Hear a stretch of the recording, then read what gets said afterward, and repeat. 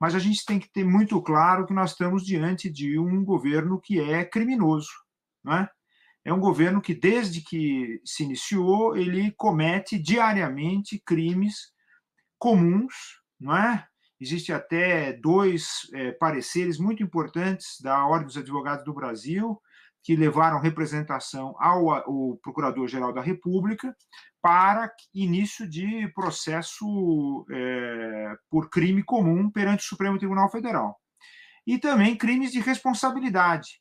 Existem inúmeros pedidos, né, alguns extremamente bem fundamentados, dirigidos ao presidente da Câmara para iniciar o processo de impeachment.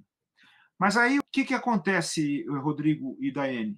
Essas duas autoridades da República, presidente da Câmara e procurador-geral da República, não iniciaram qualquer tipo de ação em relação a essa figura que nós agora, né, vendo, digamos assim, essa falta de ação dessas duas autoridades, porque aparentemente a Constituição atribui apenas a elas essa capacidade de entrar com uma ação quando você está diante de um problema sério como esse, com esse governo que nós estamos, que é um governo que age contra o Estado Democrático de Direito e contra a Constituição, né? Então, o que nós fizemos? Nós nos reunimos, alguns intelectuais e juristas, né? E nós, então, pensamos o seguinte, como é que nós vamos fazer? Nós estamos aí num beco sem saída, nós estamos aí diante de um nó.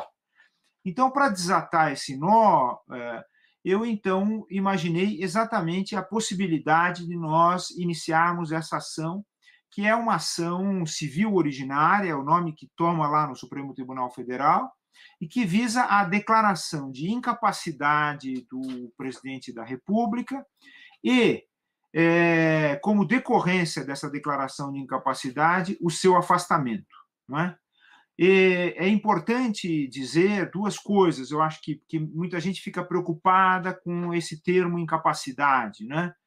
Na verdade, a incapacidade, do ponto de vista do direito, né, como está estabelecida hoje, né, e a petição explica bem direitinho isso aí, né, de acordo com aquilo que nossos advogados, né, elaboraram a partir do texto que foi redigido. Na verdade, a interdição não afasta a possibilidade de responsabilização de Bolsonaro pelos crimes, né?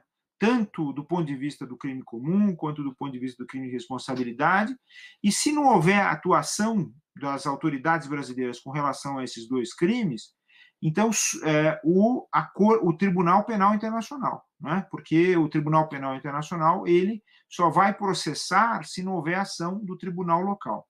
Então, essa ação de incapacidade ela não afasta essa responsabilização, né? Por quê?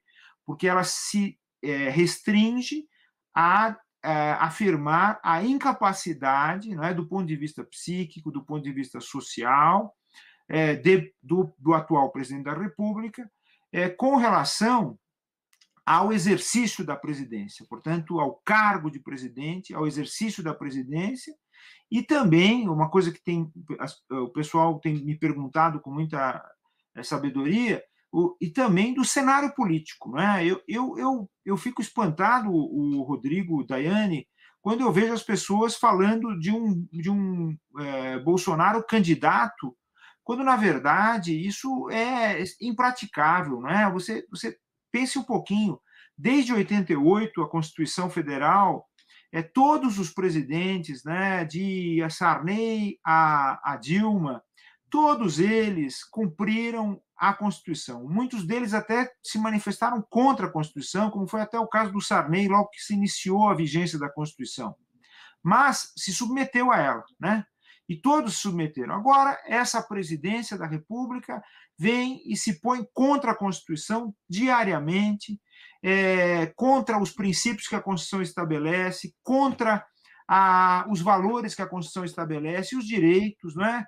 Todos os dias. Isso tudo é inadmissível. E nós, como povo brasileiro, né, como cidadãos, cidadãs, nós não queremos a permanência de alguém que se põe contra todos nós, contra o Estado Democrático de Direito na política. Então, eu acho impraticável, do ponto de vista jurídico, né, que ele venha a permanecer como candidato em qualquer cenário, né? Eu tenho com toda certeza que isso não é admissível, isso não pode ser visto como natural por todos nós. Ninguém que é, de fato, a favor do Estado Democrático de Direito, ele é a favor do ativismo judicial, né? de o judiciário, em qualquer instância, ultrapassar os limites que são fixados para o seu trabalho, tendo em vista que a gente vive numa democracia e, portanto, quem deve ser o protagonista da democracia é o povo, não é? Seja pelos representantes e seja pelos mecanismos de participação direta. Isso é patente, isso é claro. Mas ninguém pode negar que, diante de um governo que age indevidamente, né? Isso se agudizou, isso se tornou muito mais grave durante esse período da pandemia que nós estamos vivendo. Nós não saímos disso exatamente porque nós estamos diante de um mau governo, né? Ontem, na CPI, nós vimos o depoimento do gerente-geral da Pfizer, dizendo que a Pfizer ofereceu ao governo, por um determinado preço, mais de 60 milhões de doses da vacina. Não é? O Brasil foi o 6º país para o qual foi oferecida essa vacina da Pfizer, e simplesmente o governo ignorou isso, engavetou esse pedido e recusou esse pedido. Então, hoje, nós estamos passando por um drama sério, porque nós não temos insumos da China para a fabricação da nossa vacina, a vacina brasileira. Não é? Por quê? Porque houve uma declaração indevida de Jair Bolsonaro contra a China. Quer dizer, é inexplicável isso, a não ser do ponto de vista dessa sua incapacidade. Não é? Isso é muito importante. Ela não nasceu hoje. Não é?